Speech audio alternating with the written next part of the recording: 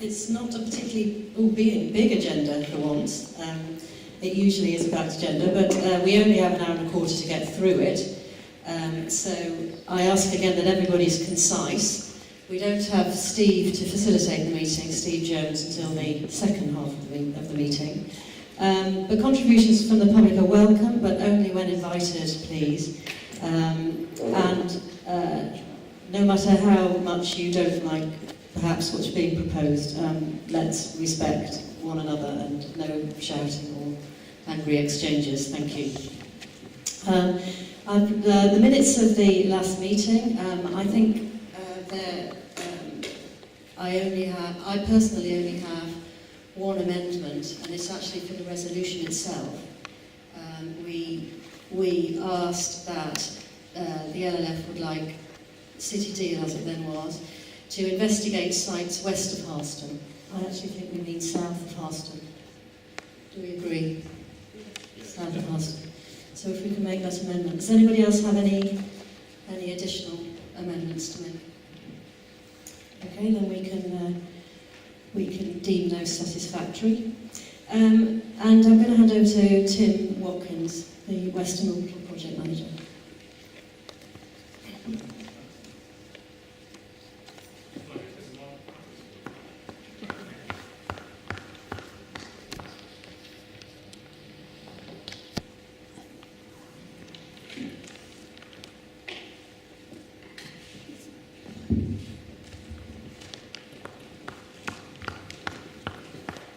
Are you taking any questions from the minutes?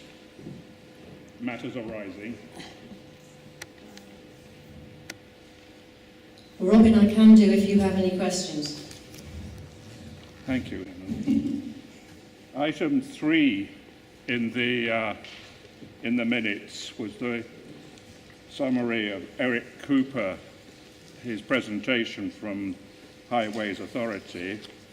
And one of the questions he was raised was what's happening with the Girton interchange with the Highways Authority, to which he responded that they were gathering views, looking at the missing links and working with Cambridgeshire County Council on future plans.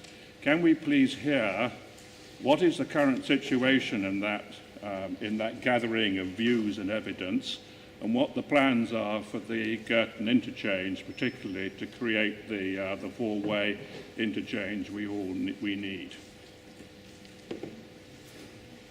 So that's a question from Cambridge, past, present and future.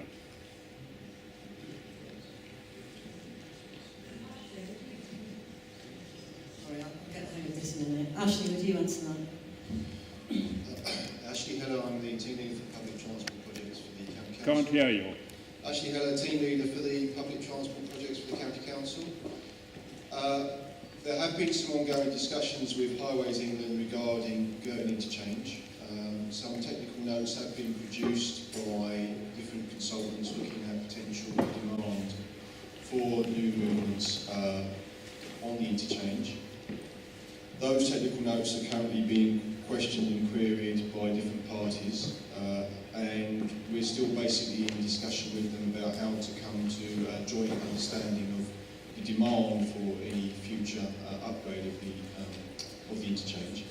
There are a number of considerations on that interchange, including potential impacts of new development at Northstowe, obviously the issue of east-west movements along this corridor, including the upgrade of the A40 to Black Cat, and also the potential impacts of the future expansion, or the currently implemented expansion of the A14. So there's quite a lot of factors involved in terms of the understanding of the actual quantification of demand on the interchange. As most people are aware, there are, broadly speaking, two approaches to the interchange. One is a full rebuilding of the interchange to provide for grade-separated movements in all directions. And clearly that is a scheme which in its totality would involve additional works outside of the existing DCO which is in place for the A14. so require an entirely new upgrade or an entirely new planning application. And the second option is what we would call a at-grade intervention to provide some limited additional movements. And that would still, according to the meeting I had with Highways England, that would still be outside of the DCO line, so that would also require a new planning application.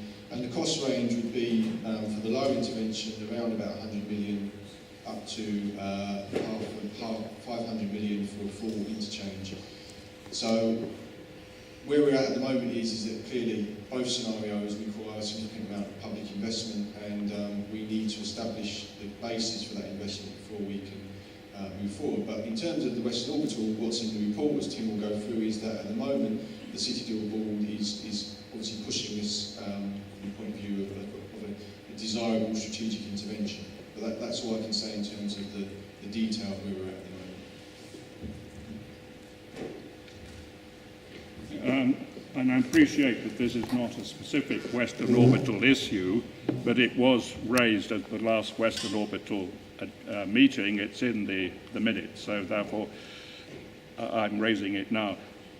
Our concern is that the issue of the redesign of the Girton interchange seems to be taking a back seat in the transport planning for the Greater Cambridge Partnerships, and we need to actually maintain pressure upon both the county, Highways England and the Greater Cambridge Partnerships to ensure that it is not actually forgotten and it is actually given priority. There was a resolution passed by the local liaison forum to this effect about a year ago.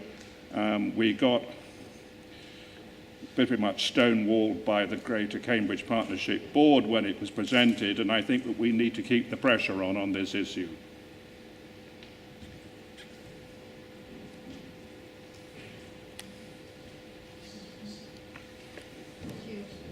Thank you, Robin. I'll certainly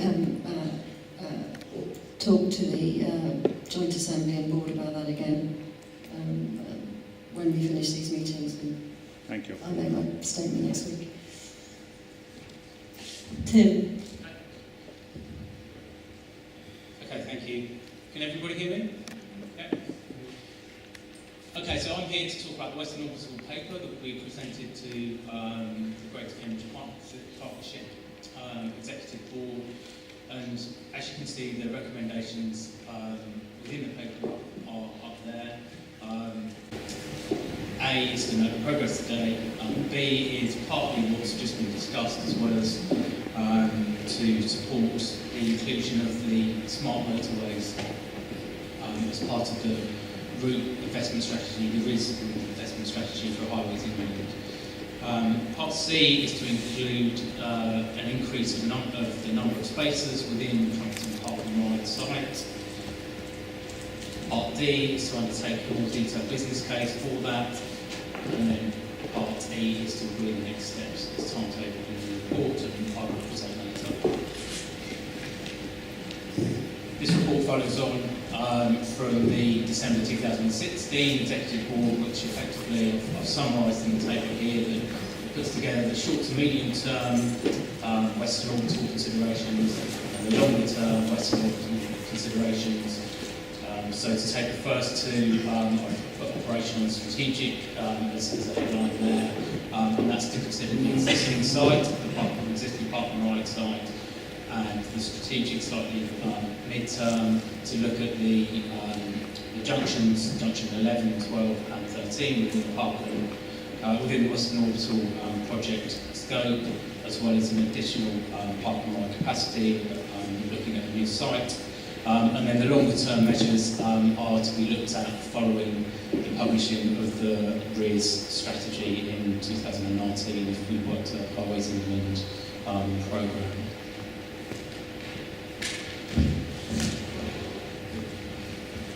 Okay, so because the focus of the report is largely on the Park and Ride site, I've just highlighted the boundary of the existing site, as well as the greenbelt constraint that cuts slightly awkward angle through the site, actually cuts through the city in the South Cambs designation the governance line.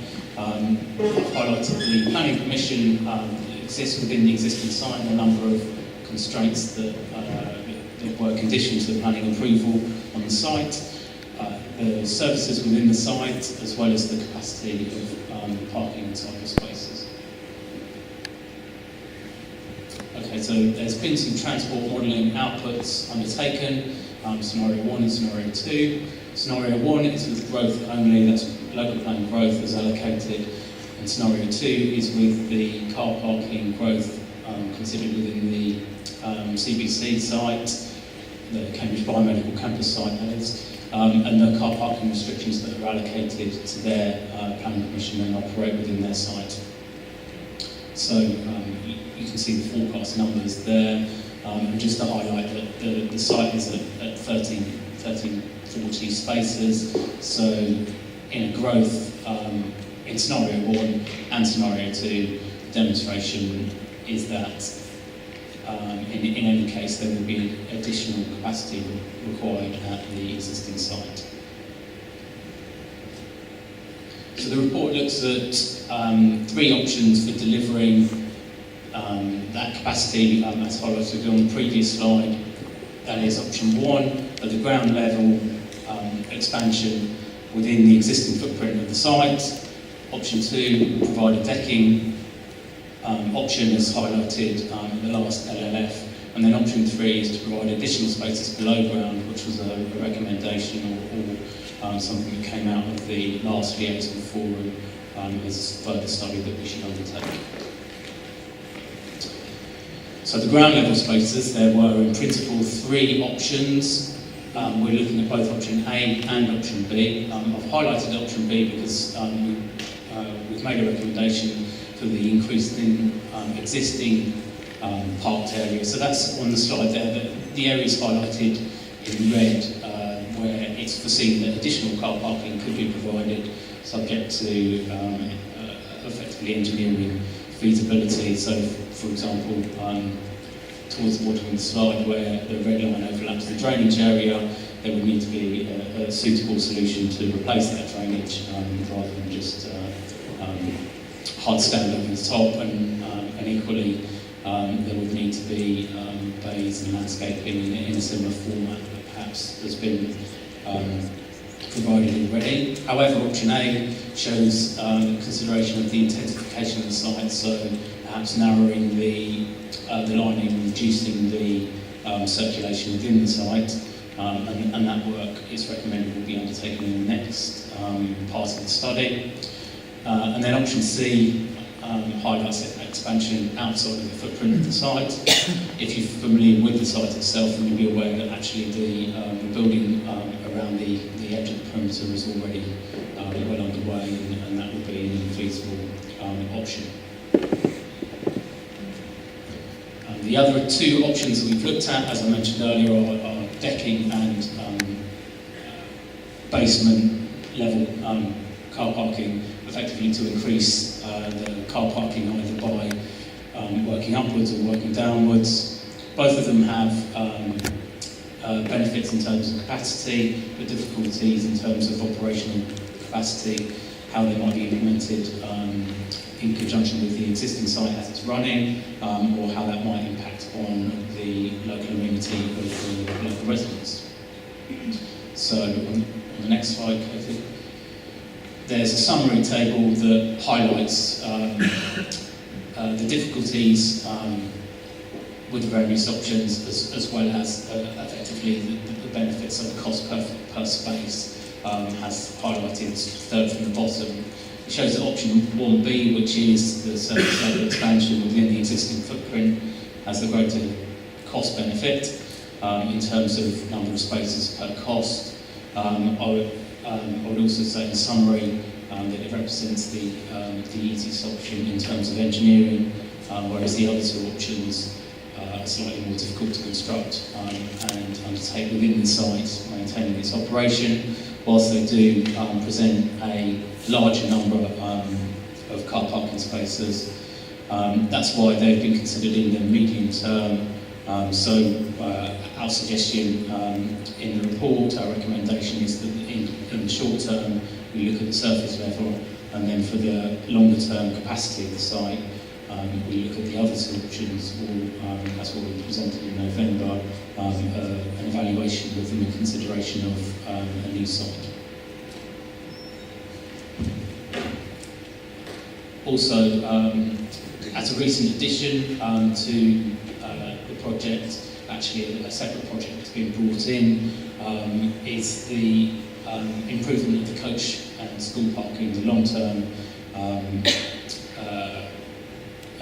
bus movements.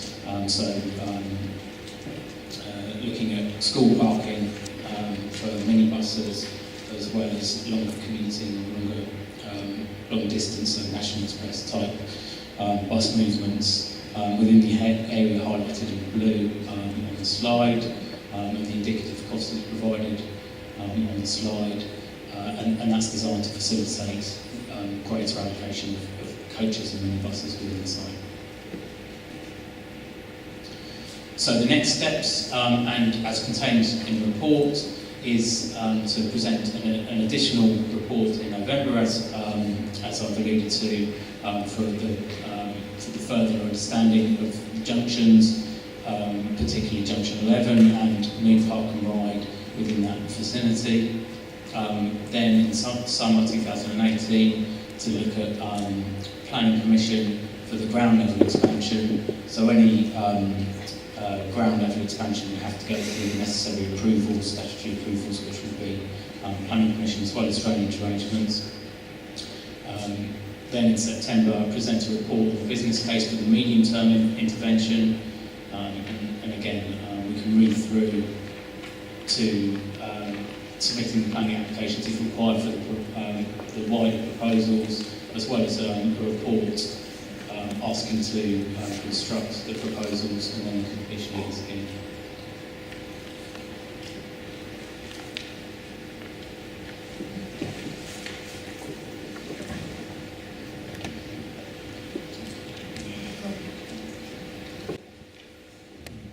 Thank you, Jim.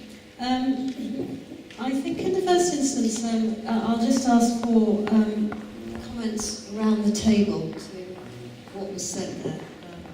And I'll start with Bridget. Thank you. I'd quite loud voice actually. Thank you. Thank you, Tim. Right, you focus very much on the park and ride itself, but the recommendations in the paper that's going to the Assembly on Wednesday, to the board after that, is slightly broader than that. We're being asked to delegate to the Chief Executive, in consultation with the Chair, a response supporting, and I quote, the inclusion of an M11 smart motorway upgrade within the next Highways England route investment strategies, while ensuring that local impacts are fully assessed through a business case development process. So could you give us a bit of an explanation about what a smart motorway upgrade actually means and what those local impacts of the upgrade might be?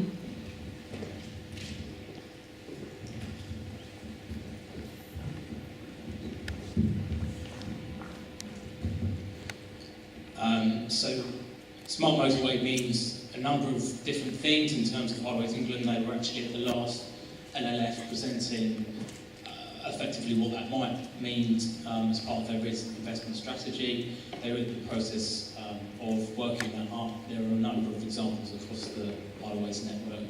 It could mean anything between gantries advising of variants of speed differences within the existing highway, or it could mean any line open for the hard shoulder sort of cross-tick option in the gantry. So they're the options that will be considered. The Greater Cambridge Partnership has made the recommendations for the partnership to support those proposals in the process of the RIS evaluation of that scheme. What might the local impacts be that have been assessed as a result? I suppose the running on the highway itself. It could be journey time between the junctions. However, it could be, if you were to look, that people might be able to get to the junctions quicker because of increased capacity. It might mean longer queues on the hard shoulder, or difficulty with queuing on the hard shoulder if vehicles are already on children. Okay, so later on in the paper, it actually talks about looking at bus priority measures at junction 11 in particular. So have you any sort of more information about that, about what these bus priority measures that might be running alongside any increase in capacity of the park and ride? So the bus priority measures at the junction could include a longer access lane within the slip road itself, could include priority into the existing slip road that feeds into the park and ride side as present. Quite helpful in the papers, I'm speaking as an assembly member here, to have examples rather than just talk about bus priority. You know, for those of us who don't know what's about, it's really helpful to have, you know, for instance, this might include. Okay. Thank you. I might have another question. Thank you. Does anybody else want to make a point? Yes. Okay.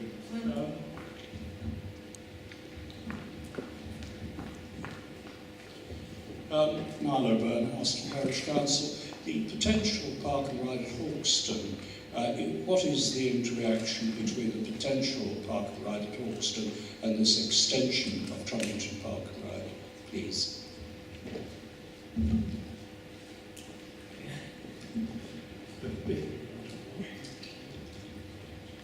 So the interaction between the two sites will be presented as in the November report. The consideration of the operational capacity of an increased number on the existing site or a new site will be evaluated on balance with the additional capacity that could be found through decking or basement car parking, and then the demand, whether that number then justifies a new site. And so that would be the interaction between the two areas of study. Does that answer your question? Pretty well, yes. When with the documentation setting out the advantages and disadvantages of either course was actually available? In the same time scale as they were to the September, they would be for November. I don't have that information just at hand, but certainly I can send those dates and look at when they will be. Okay. Just a clarification, actually. You mentioned there that the assessment of the sites would be based on a numerical decision. In other words, are you saying that the only reason that you might go for the additional site would be because of numbers and not a sort of strategic decision about appropriateness or you know, what it might do to traffic movements? I'm just wondering if it's just a situation that if you can't accommodate the numbers that are needed in the existing park and ride, you would go to the Hoxton site, or are you thinking broader than that? Yes, broader than that. So we would be looking at the broader considerations of perhaps operating two sites, whether one site could get the traffic it needed. So if, for example, the decking was put up, whether the vehicles could actually get to the site itself. Decking, I think, as everyone would recognise, would offer a constraint to the visual amenity of those people who live within the vicinity. So whether how deliverable that would be, and similarly with the basement option, which wouldn't have those visual issues, but would have significantly greater impacts in the access of the site whilst it was being implemented, as well as the capacity through the junction of Junction 11 and the supporting network. Edward Lees, please. I just want to take a few more questions around the table, and then I'll bring David Plank and Janet Lockwood in. I'll be next. Edward Lees from Smart Cambridge Transport. So you seem to be indicating that there's more work to do on evaluating the benefits of having two sites, and therefore you haven't yet come to a view whether one consolidated site would be preferable. And yet you've already made a decision, it appears, that spending 1.5 million on expanding the existing site should be done even if we consolidate on a single site in the future. Could you justify that decision, please? So the recommendation is to do the surface level expansion of the existing site in any case. That's because that's how the demand has been illustrated. The two scenarios I showed were growth in general as well as growth at the biomedical campus site with the planning restrictions, the restrictions that they impose at that site. So the additional demand that will be created by the city centre access, or car parking restrictions proposed within the city centre access, would then be modelled, and that will give us effectively a demand figure for the city centre access considerations, which then will either be able to be accommodated further accommodated within the existing site, or look at a new site as an option. Are you happy? Okay. Can you ask it again then?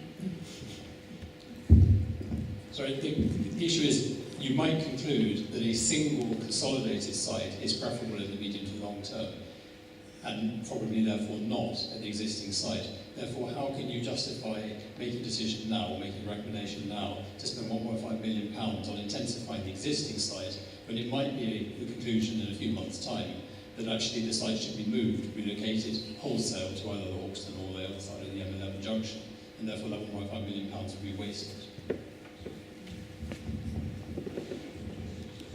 I don't think that is a consideration in terms of only operating one site at the other side of Junction 11. It's envisaged that the two sites will operate if there were to be two sites, or indeed if there is only to be one site, that would be the existing site of Trumpeton Park and Ride as it is.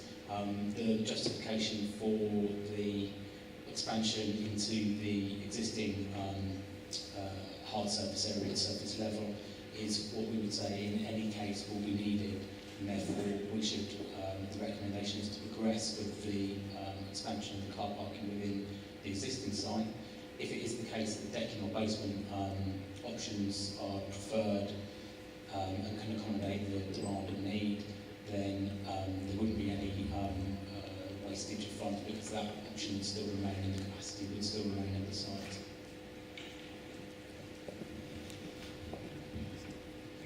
Sorry to labour the point, but there is an option which you're refusing to accept, which is that there might be a conclusion that a single site, not the existing site, is the preferred medium to long-term option.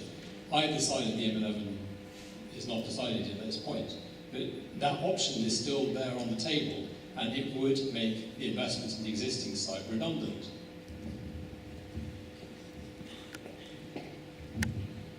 I think perhaps I'm not wholly convinced of that. You haven't come to the conclusion yet, you haven't published the report. Okay, well, as I say, I'm not wholly convinced of that, and in any case, that will be in the long term, whereas what we're proposing as a solution to the short term, as the information presented in the report, as well as presented earlier, showed that the demand will be there in the short to medium term. I understand really what you're talking about is the very long term consideration of a new site. Okay, I guess we need to move on. Toomey, I think you have a question.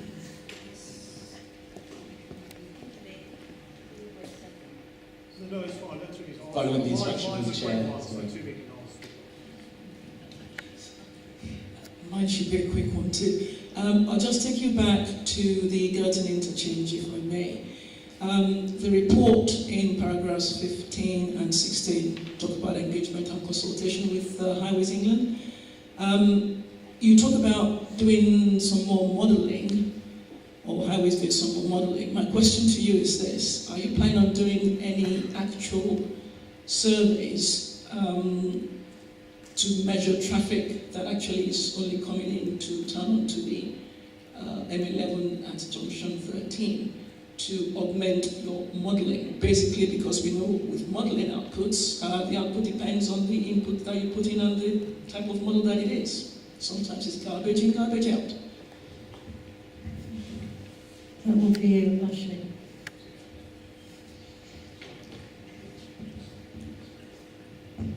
I mean, we have done an extensive series of ANPR surveys which are currently being processed. They will be published shortly. and they will capture that type of information. So ANPR is automatic number plate recognition. So what that does is it creates cordons, and there are various algorithms and databases, and what you can do is you can determine exactly where a vehicle enters the cordon and where it leaves, and that will pick up the issue of the right turn that you mentioned and the demand factor there. So the answer is yes.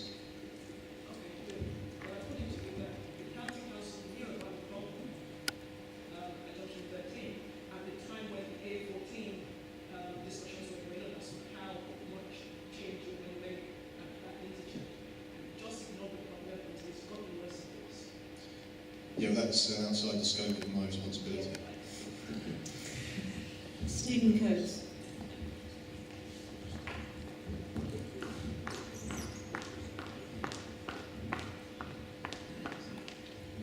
Just a quick question about the park and ride principles.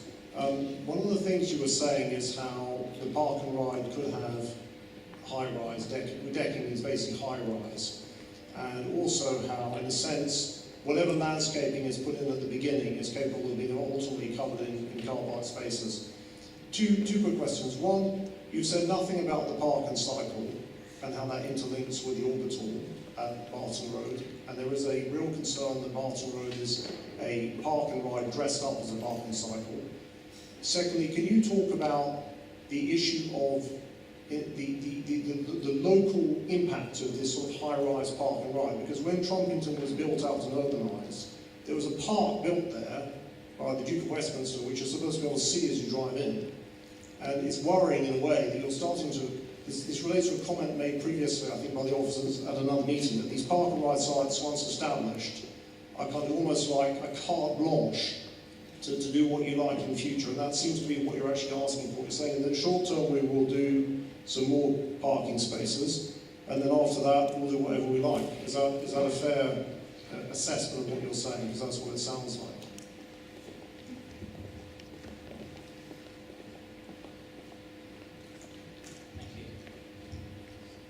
So the first question first, in relation to the Barton parking cycle, that will be dealt with in the November report. The accusation being there that it's a park and cycle dressed up, park and ride dressed up as a park and cycle. My question relates to the way if buses come down the motorway, is there a chance that at some stage the buses will be able to go into and then off, in which case people would then be able to take a bus from there onto the Addenbrooks. So it would then become, it's going to have parking bays, and then people, it's going to have significant facilities built. So I suppose the difference is it changeable? Is it going to be changeable in the future? The same way that with Trumpington, we started with one thing, and then you say we can add decking, we can expand. I guess my question with that is this site going to become a kind of blueprint, and then you can do whatever you want with that area in the long run?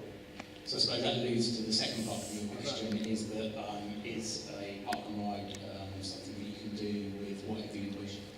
Is that the question? Well, let's be precise. You can put high-rise on them, which is visually very visible. When at Addenbrooks, they're high-rise. You can see them from the top of the Golden Gods. You can expand it. I think an officer said recently that the Chrome Lead, which has been now removed, is supposed to be 25 acres, but they were looking for an area which could be grown further. And the essence of your report seems to be, and this points to what a little Edward's saying, that there's this sort of flexibility and lack of forward planning, which is a signal with us understanding the visual impact and the effect on communities. Okay, I mean, I thought I made that point within my presentation, but I will re-emphasise that. The reason I highlighted the green belt and the planning constraints within the existing site were just for that reason. The green belt constraint is a significant one. I think we recognise the constraint that a green belt offers in terms of development, as well as the number of planning conditions that I highlighted. Any application of the site would have to follow due process, would have to make consideration of the green belt. I think the other site you offered wasn't within the green belt and therefore wouldn't have the same constraints applied within it. So I would say in terms of visual amenity, it would have to be considered by the local planning authority in light of relevant planning policies and legislation. Okay, I'm going to take two more questions and then I want the statement from statement from Janet from Harston and Hawkston. So two more questions down here. The lady at the end. I'm not sure. Oh, so Marcus, just one more question then. I know we're just talking about the park and rides, but there's an expectation, or it was mentioned in one of the workshops, that at least no commercial bus company would offer an orbital bus. Does that change the calculation for the park and ride? And second question, how are you going to cater for the increased number of park and ride places in terms of bus provision to go into the city or to go on to Edinburgh?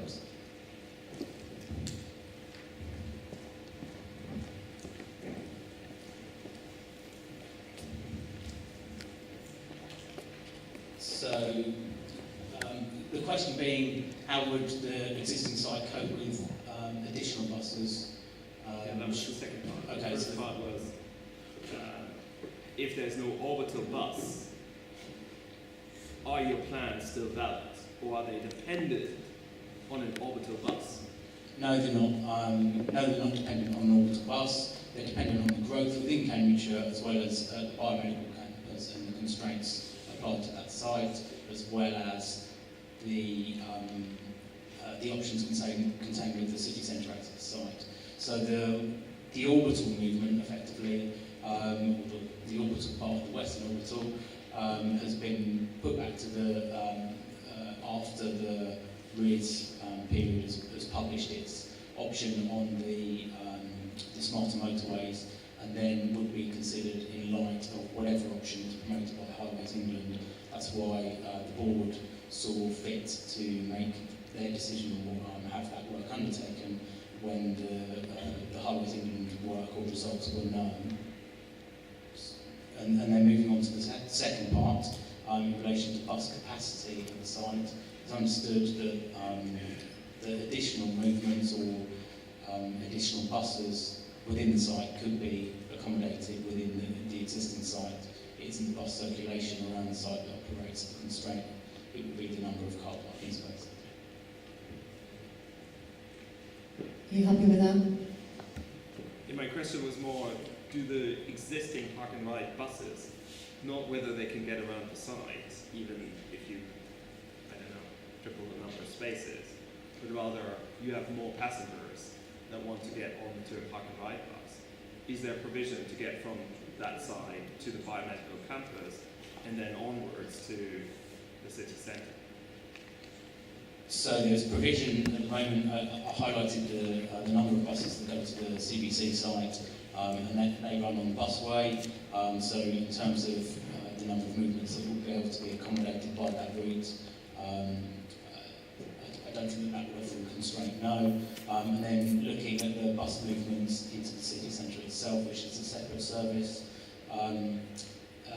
there is work being undertaken to look at how buses might more readily be able to get into the city and out again with greater ease. Thank you. David Plank from Jumpington, you have a statement to make, I believe. Thank you for the opportunity. David Plank, Jumpington Residents Association. I'll try and be brief. We accept the need for a significant additional park and ride capacity in the vicinity of the M11. We don't accept Harston Park and Ride, for which there is a perfectly decent case in its own right as an adequate alternative. We do not accept the case for significant expansion of the existing park and ride in Trumpington for the 5 detailed reasons that we've given in our statement, which has been widely circulated. In that we reject outright the case for decking and for underground provision. It's right in the middle of a residential area, with parents and children crossing the site to the Trumpington Meadows Primary School. It's quite unsuitable for that kind of development. In that regard, we reject the proposition on page 46 of the report that's going to the Executive Board and the Assembly that the potential shortfall of 850 spaces by 2031, with a combination of options, could provide the most effective intervention instead of or in addition to a new site. We believe that is quite unsustainable. We accept, however, that there is a short-term need to which in practical terms the existing park and ride has to make a contribution. And in that light, we may not object to, at the planning stage, to the 299 stages, extra spaces that are proposed, as long as a decent landscaped wooded area is provided between the park and the ride and the immediately adjacent primary school and the newly developed Trumpington Meadows housing. At this stage, we reserve our position on the new proposal for additional coach and bus bays, which our initial thinking indicate threaten overuse of the site and a pollution effect, which is a growing problem in Trumpington. We do not accept that the existing road network can cope with yet more demand from this expansion of the park and ride, as the Skanska-Atkins report appears to conclude, page 38, where they say limited growth can be accommodated within the network. Our everyday experience and the figures in the statement that I've referred to contradict that conclusion. We want, therefore, to know what measures giving park and ride users priority at the approach junctions and other measures to constrain traffic growth in the areas to allow full utilisation of the site actually means, and what its implications are. Otherwise, we think we're being asked to buy a pig in a poke. A new park and ride is clearly needed. Expansion of the Trumpington Park and Ride to meet the need is not a sustainable option, as I've already said, and would be fiercely resisted. In terms of a new park and ride, which I understand is to be the subject of a report to the following executive board and to the following local liaison forum, our current preference has been made clear in our statement. That is a new park and ride to the west of the M11. But that, as I said, is to be addressed at another date. Thank you. Thank you. Before we comment on that, I think I'll take the statement from Janet.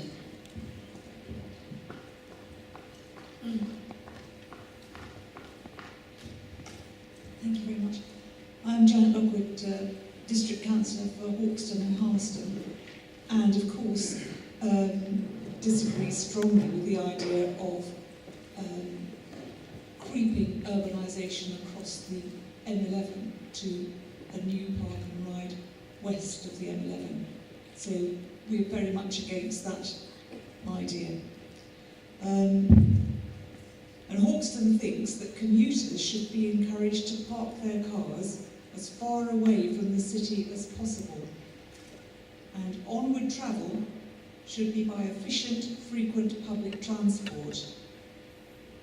We're therefore happy for Trumpington Park and Ride to be enlarged to accommodate more buses, with shuttle buses, tourist buses, school buses, long-distance buses, but we're unhappy about the increase in car parking spaces because this will inevitably attract more cars down the A10, through Harston and Hawkston. And is the Trumpington Park and Ride going to be just a car park for the biomedical campus? Is that the intention? We would prefer commuter cars park at travel hubs further out, such as rural rail stations, or that commuters are sailed by shuttle buses from villages to travel hubs. And we think that people should not get off the bus at the Trumpington Park and Ride and then get another bus onto the Addenbrooke's campus. The first bus should take them straight through to Addenbrooke's. There's no need for them to stop partway. We asked the board to investigate fully the possible integration of rail transport for commuters. For example, from the south of the district to to Cambridge South Station and from the north and west of the district to Cambridge North Station. Are these investigations being looked at? I would like to ask the officers.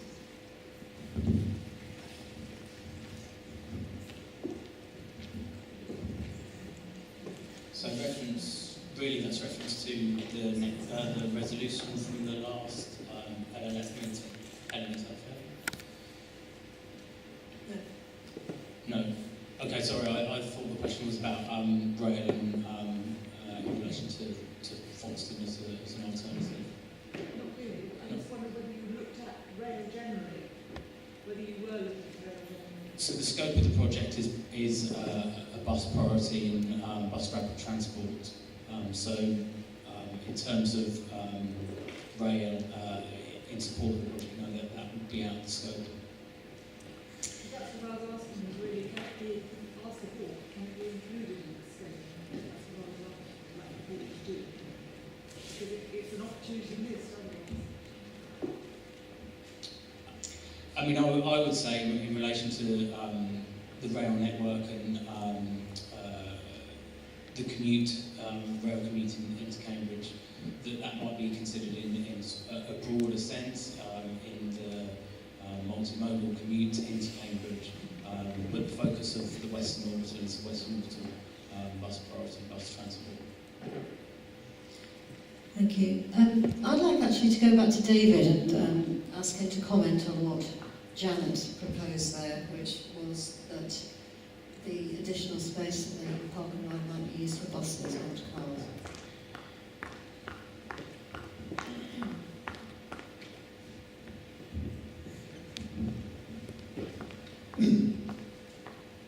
Well, that we would not be averse to no addition to car parking spaces at the Trumpington Park and Ride, because one of the points that we've made in our position statement is that it simply invites more traffic into Trumpington itself through what is a very crowded road network already. Is this working? Yes, it is. Through a very crowded existing road network, which happens to have a major junction hotspot right in the middle of that journey to the park and ride.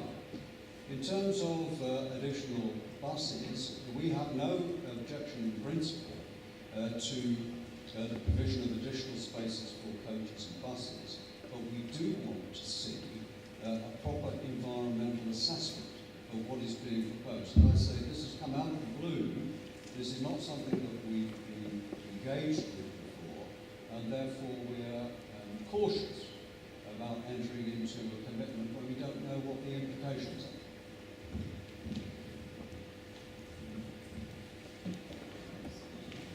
Yeah, Bridget? Thank you. So I think it's important from the point of view of Helen presenting to the Assembly next week, and then I'll be presenting to the board thereafter, that we actually find out the common ground. What we can't be doing is presenting conflicting viewpoints, so I think we need to be working on this.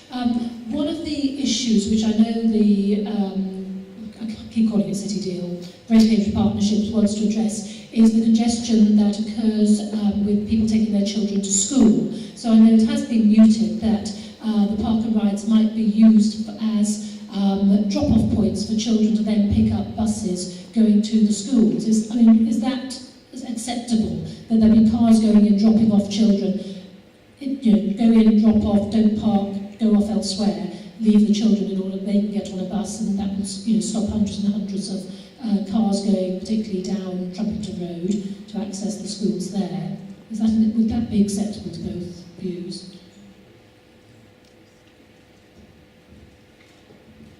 As we understand it, there already is provision for that.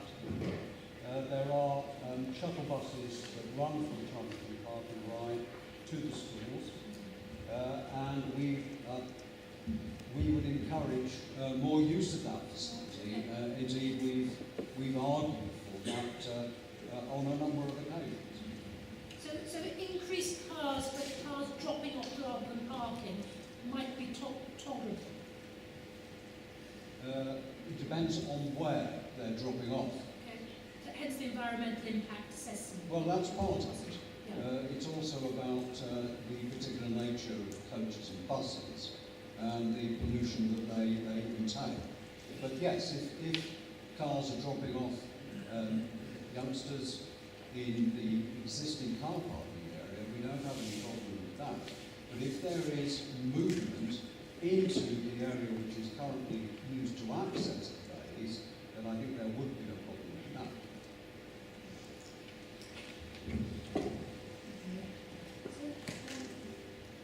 So, David, what are you asking to be investigated? What do you want? What questions do you want to ask? What answers do you want? Thank you. I asked one question during my comments, which was about the measures giving park and ride users priority at the approach junctions and other measures to constrain traffic growth in the areas to allow full utilisation of the site. What does that actually mean? And my second question relates to the proposal for additional coach and bus provision. What precisely is proposed and what are the implications of that in terms of traffic movement and pollution?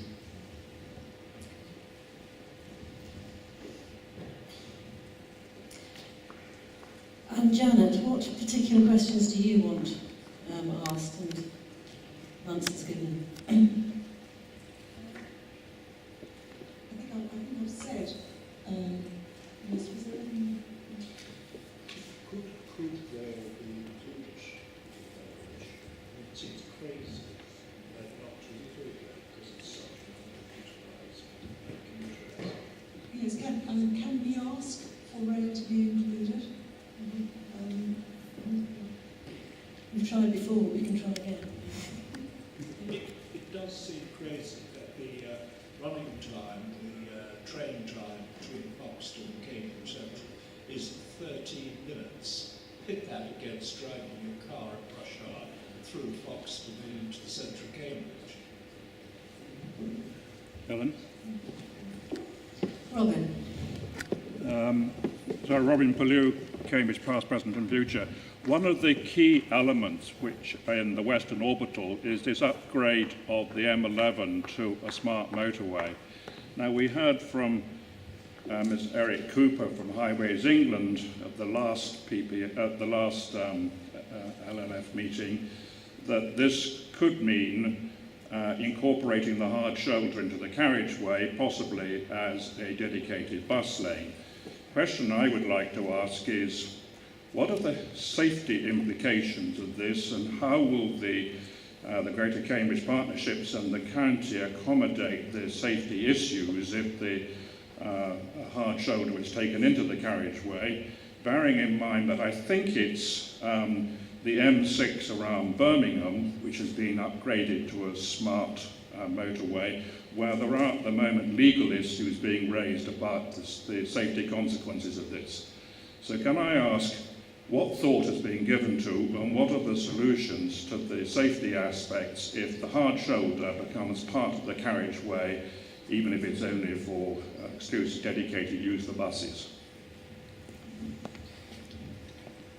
Tim, do you want to give a response to that? But maybe we need to ask the question of the board, get a full response. So my understanding is that highways are not considering using the hard shoulder for buses only, that they would consider that buses could use it as could any other vehicles, and that would be part of the study.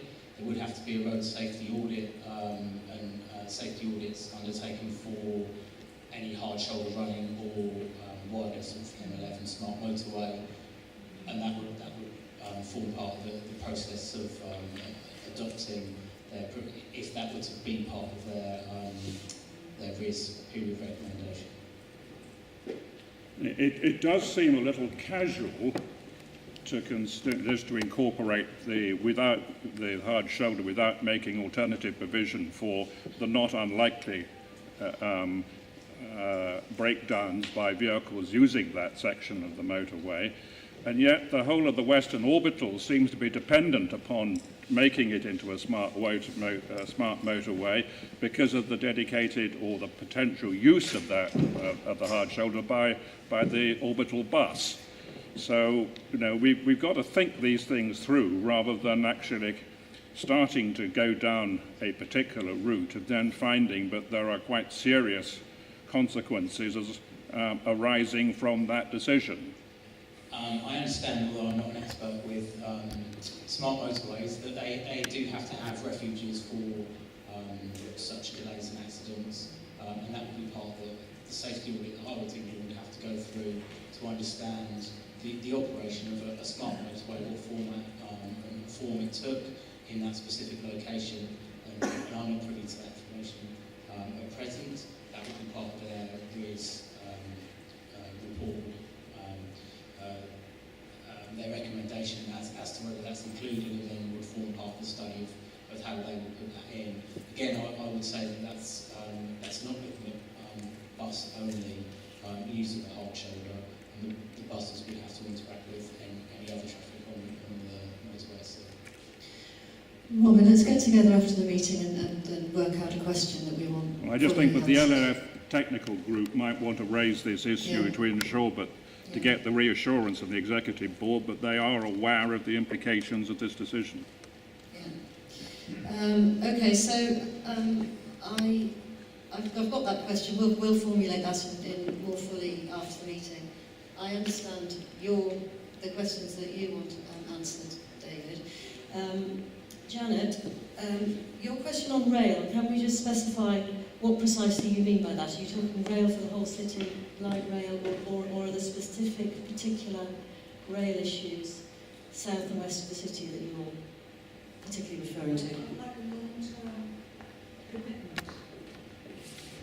I'd like a long-term commitment and a vision, including rail. So rather than look at everything just piecemeal, as we are doing at the moment, I would like a more overarching principle using rail stations. Obviously we can't do it all at once, but I would like to have there to be a principle that we can work towards.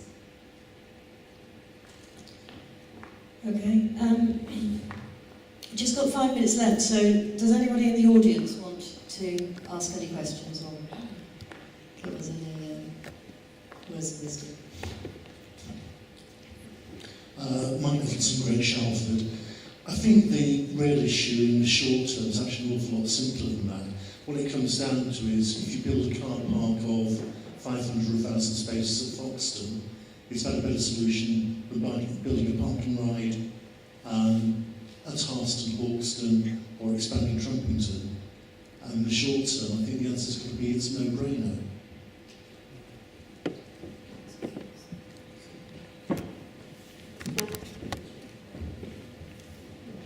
Thank you. My name is John Hammond. I'm clerk at Hawkston Parish Council.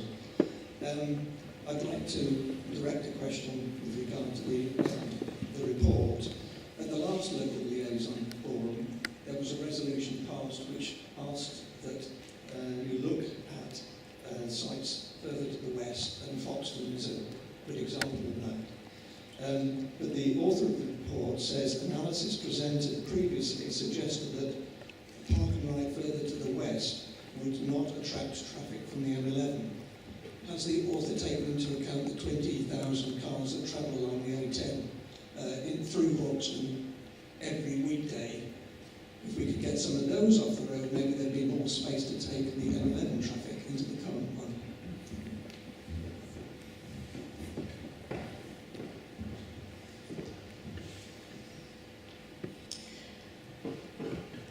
Tim, actually, you didn't